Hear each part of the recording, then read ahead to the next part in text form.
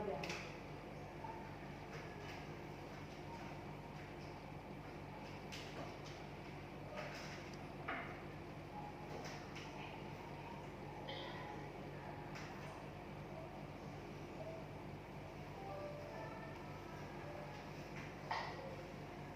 Nah, perkenalkan, nama Ibu Murfi. Saya mengajar pendidikan agama dan budi pekerti kelas 11. Saat ini kita akan belajar tentang Tuhan, pedoman kehidupan keluarga dari bahan Alkitab. Silakan membuka dalam Kejadian pasal 2 ayat 24. Kita akan masing-masing bisa membacanya di tempat masing-masing ya. Nah, kompetensi dasar: mengakui peran Allah dalam kehidupan keluarga. Yang kedua, mengembangkan perilaku tanggung jawab sebagai wujud dari pengakuan terhadap peran Allah dalam kehidupan keluarga. Yang ketiga, memahami peran Allah dalam kehidupan keluarga. Dan yang keempat, bersaksi tentang peran Allah dalam keluarganya. Nah, indikator kita pada pagi hari ini, anak-anak, menjelaskan pengertian dan bentuk keluarga. Yang kedua, menguraikan fungsi keluarga. Ketiga, mengungkapkan peran Allah dalam kehidupan keluarga. 4, menghayati dan memaknai peran Allah dalam kehidupan keluarga dengan menjunjung tinggi nilai Kristiani.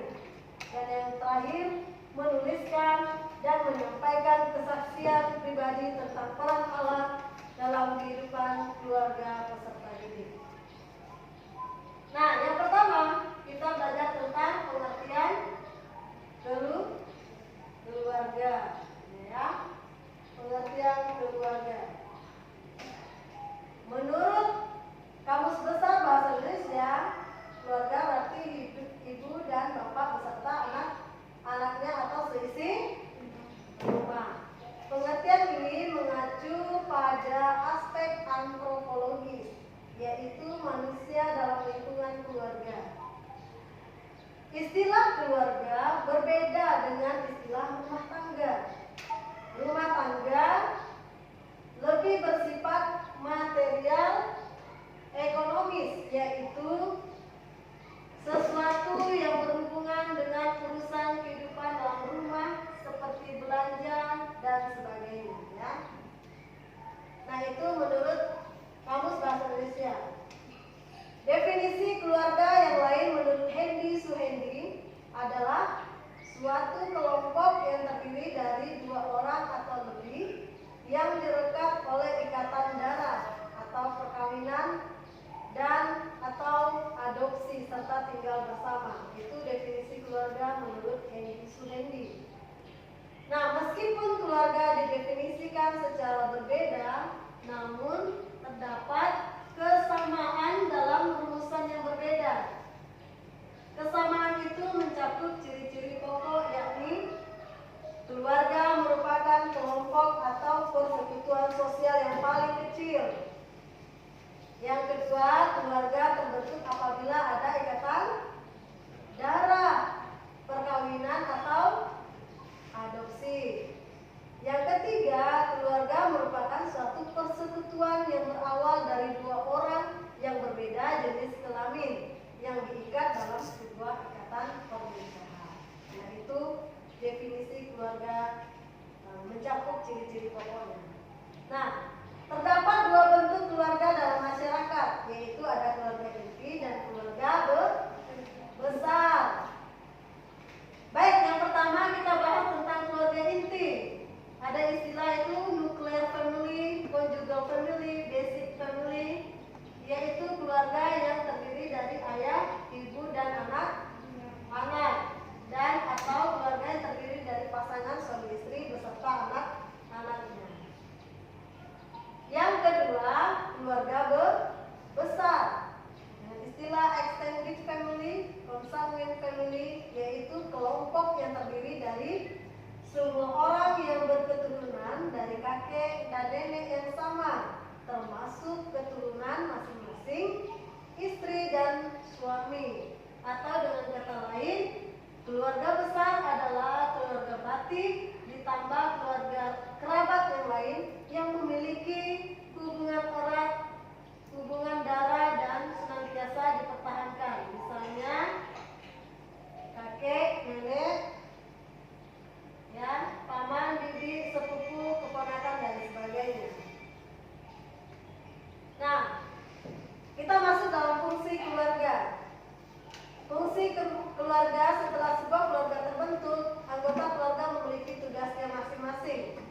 Suatu pekerjaan yang harus dilakukan dalam kehidupan keluarga inilah yang disebut dengan fungsi. Ya. Adapun fungsi keluarga adalah sebagai berikut. Yang pertama, ada 9 fungsi ya. Yang pertama, fungsi biologis. Fungsi biologis berkaitan dengan pemenuhan kebutuhan biologis dan seks suami istri untuk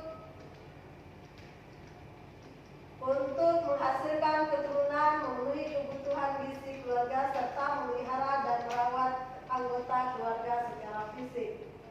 Selanjutnya, fungsi sosialisasi anak berhubungan dengan pembentukan kepribadian anak serta memperkenalkan pola tingkah laku, sikap, keyakinan, cita-cita, dan nilai-nilai yang dianut oleh kelompok sosial atau masyarakat.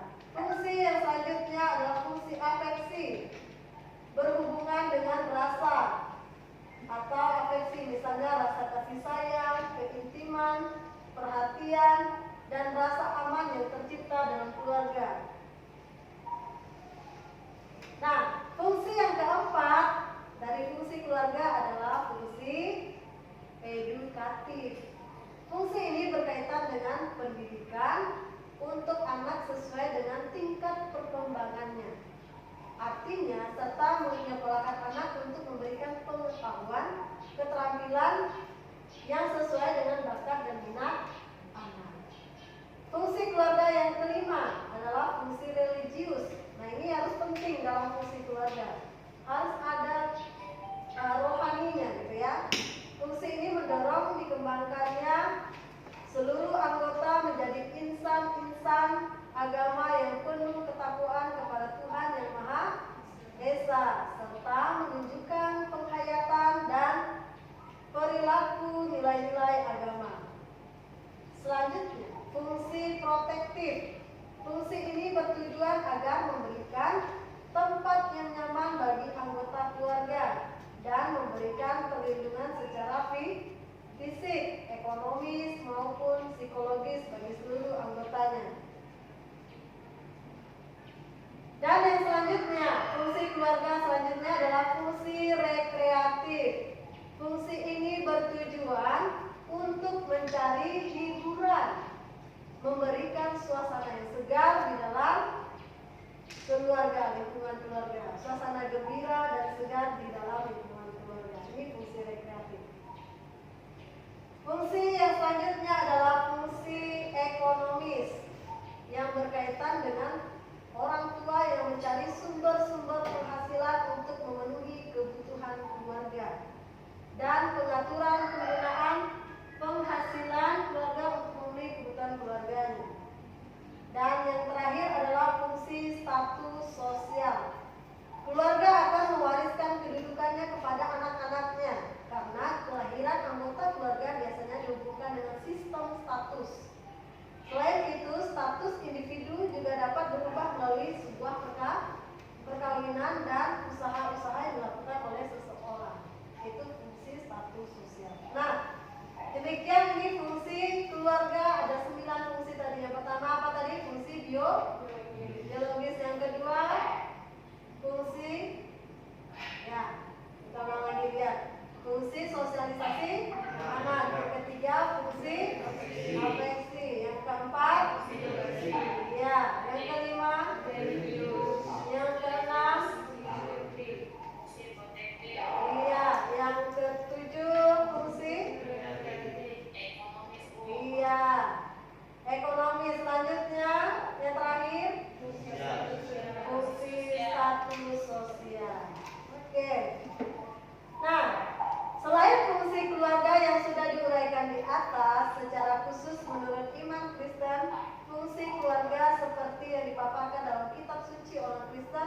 Yang pertama adalah keluarga itu fungsinya sebagai teman sekerja Allah. Wow, bayangkan ya, kita sebagai teman sekerjanya Allah dalam mengelola apa tadi? Alam semesta, segala isinya. Manusia diciptakan itu spesial, unik, karena mereka diberi hak untuk memelihara, menjaga alam semesta dan segala isinya. Nah, manusia diciptakan dalam Kejadian pasal 1 ayat 28. Manusia diciptakan sesuai dengan gambar dan rupa Allah. Dalam bahasa Ibrani-nya yaitu imago Dei. Nah, artinya manusia merupakan perpanjangan tangan Tuhan di bumi untuk menjaga seluruh ciptaan Tuhan, termasuk dalam hubungan antara sesama dan juga alam ini. Oke. Selanjutnya, fungsi keluarga menurut iman Kristen adalah sebagai lembaga pendidik utama dan pertama. Dalam kitab Ulangan pasal 6 ayat 4 sampai 9. Sebagai orang tua harus mengajarkan kepada anaknya berulang-ulang, tidak hanya satu kali. Nah, orang tua kalian di rumah kan pasti mengajarkan kalian terus, memberi nasihat terus, bukan? Ya, tidak bosan-bosannya, tidak jemu-jemunya, memberikan nasihat kepada anak-anaknya supaya menjalani kehidupan ini dengan sebaik-baiknya, betul? Ya, tidak ada orang tua yang mengajarkan hal-hal yang jahat. Nah, disinilah lembaga pendidikan yang paling utama itu di dalam keluarga. Iya, jadi belum ada lembaga lain yang mendahului peran keluarga dalam mendidik anak-anaknya. Yang utama berarti belum ada lembaga lain yang mengungguli perannya dalam pendidikan, dan dengan kata lain, keluarga menjadi lingkungan dasar penerapan dan pembentukan nilai-nilai kehidupan sesuai dengan ajaran Kristiani.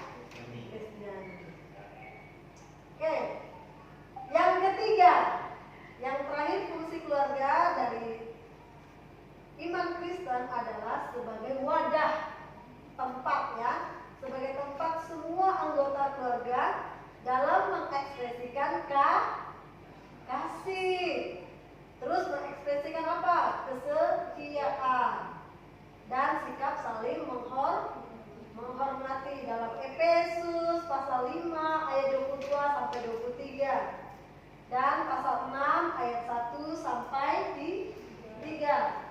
Setiap anggota keluarga berkewajiban menciptakan lingkungan keluarga yang harmonis dengan menghayati dan melakukan ajaran-ajaran Kristiani sehingga dampaknya dapat terpancar dalam lingkungan masyarakat yang lebih luas.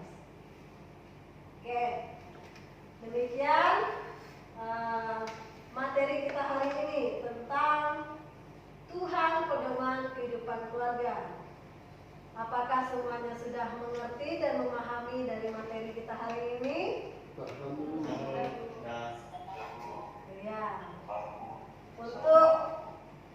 Ya. Terima kasih untuk responnya. Berarti sudah memahami, sudah paham bagaimana fungsi kita masing-masing.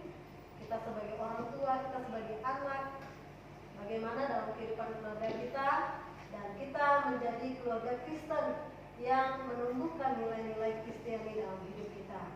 Nah, satunya sebelum kita menutup pembelajaran kita hari ini, nah tugas kita adalah silakan mengerjakan tugasnya di dalam bukunya masing-masing tentang Tuhan pedoman kehidupan keluarga ini, seperti yang disampaikan tadi tentang kita sudah mendengar kisah tentang sinetron keluarga Cemara, bagaimana mereka menunjukkan apa pesan yang kita dapatkan dari keluarga ini, keluarga yang harmonis yang diciptakan oleh Allah. Silakan tulis di bukunya masing-masing kesaksian pribadi bagaimana peran Allah dalam kehidupan keluarga kalian masing-masing.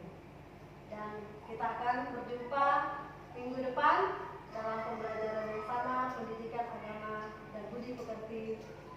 Kiranya Tuhan Yesus memberkati kita semua. Untuk doa penutup nanti Ibu akan berdoa untuk kita. Mari kita berdoa. Bapa kami di surga, kami bersyukur kepadamu Tuhan. Hari ini kami telah belajar pembelajaran pendidikan agama dan budi pekerti, khususnya materi Tuhan pedoman kehidupan keluarga. Kiranya Tuhan boleh memberkati setiap kami, setiap peserta didik yang telah mengikuti pembelajaran ini, agar mereka boleh mengerti dan melakukan dalam kehidupan mereka, menjaga, memelihara, menciptakan lingkungan keluarga yang baik dalam kehidupan keluarga mereka, dan mereka boleh senantiasa menjadi keluarga yang harmonis, yang menyenangkan hati Tuhan. Terima kasih Bapa, kami persembahkan semua ini ke dalam tangan Tuhan pembelajaran kami. Kiranya Tuhan Yesus memberkati. Dalam nama Yesus kami berdoa. Amin. Selamat pagi, shalom, Tuhan Yesus memberkati kita semua. Amin.